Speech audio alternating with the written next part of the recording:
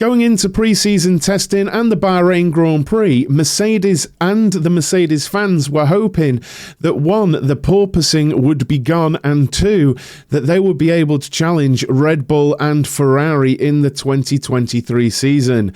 It quickly became clear that the porpoising had gone, but the performance probably wasn't where anyone who's a fan of Mercedes wants it to be.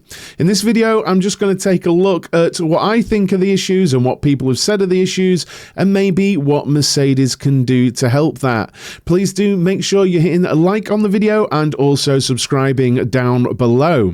So into pre-season testing in Bahrain, it was very clear that the porpoising was all but gone. The surface in Bahrain is very, very bumpy, and that seemed to be all that was causing bumps for the majority of the teams. In fact, the only team that actually saw some porpoising really was Ferrari on one run, where they seemed to go to an extreme of setup, and also Alfa Romeo. But for Mercedes, that phenomenon seemed to be gone. So was it all sorted? Not quite. It still seemed that the Mercedes lacked some pace. Now, going into the race, I think the Mercedes fans and the team were hopeful that they could have found something in the week's gap between the testing and the race. But in pre-season, we had seen Lewis Hamilton really struggling with the rear of the car. And it had been sort of suggested that Bahrain would be a tough track anyway for Mercedes if they are indeed having trouble with the rear, being a rear-limited circuit. And as it happened, in qualifying they were a little bit down on pace, and in the race it was around a second a lap for most of the race that they were down. Now, they do lack some top speed, and there have been some suggestions it's down to the Mercedes powertrain. I'm not sure I'm on board with this. Anyone who watched the Bahrain Grand Prix saw what Fernando Alonso was doing, and really he overtook both of the Mercedes cars, and it wasn't down to engine power. I think we can put this down to a lack of downforce and grip in general, and then some more drag on that Mercedes car.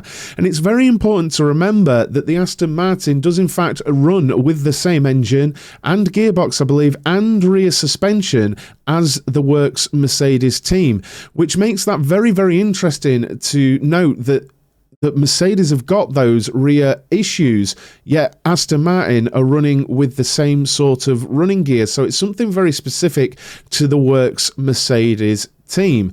But Toto Wolff has said that this is a positive thing, because if another team is running those parts, then there's potential for the works team. They should be at least on par, which then would make you think it's something to do with aero or general sort of concept understanding for the Mercedes W14. And he was hopeful, whatever they decide to do going forward with this car, that they can find extra time. And on this, I wanted to just sort of approach this whole Plan B thing. I think there's a lot of misunderstanding and difference of opinion on what Plan B exactly means, potentially for Mercedes, and what the noises out of Mercedes are, really. Now, Toto Wolff has said that they would consider changing concept, and they will be looking at everything, and nothing is off the table for them. But also, Lewis Hamilton has said a Plan B car is rubbish. That is what he said. It's absolute rubbish, that under the cost cap, they cannot do it. So it seems to be that with Mike Elliott as well, the chief aerodynamicist over at Mercedes, saying that their big upgrade that they've got planned is an evolution of the current car, it seems that maybe something incredibly radical probably isn't going to happen, and that a Red Bull clone type situation isn't going to happen. They're the murmurings that I get, really. If you've got Mike Elliott and Lewis Hamilton saying that it's an evolution, not a Plan B, then, you know, it sort of makes sense, because when you look at other teams, that is what they're doing as well. It's an evolution, and they're moving forward with those. And the lack of downforce, the issue that they've got there, what that means is the tyres are scrubbing across the track surface. Obviously, they can't carry as much speed, but also the car would be more inclined to understeer. That is the front tyres scrubbing across the surface of the track, and also the rear may also oversteer. And because of this, it'll heat up the surface of the tyre. And in Formula One, the tyre temperature is king, really. You've got to look after the tyres. And we've seen Red Bull last season, that car really babies its tyres. It really looks after its tyres. Of course, there's some tyre management in there from the drivers, but we all know in the past, Lewis Hamilton has also been fantastic at tyre management, so there's something just kind of fundamentally wrong there that they need to sort out. And also, as we've already mentioned, the drag on the car causing issues. I again don't think it's to do with the power unit, because we've seen what the Aston Martin can do. I think it's something to do with the car. Unfortunately, I'm not an aerodynamicist and I can't fix that. Otherwise, I suppose I'd be working for Mercedes. Now, have you heard anything else other than what I've mentioned in this video? I would like to know if you have.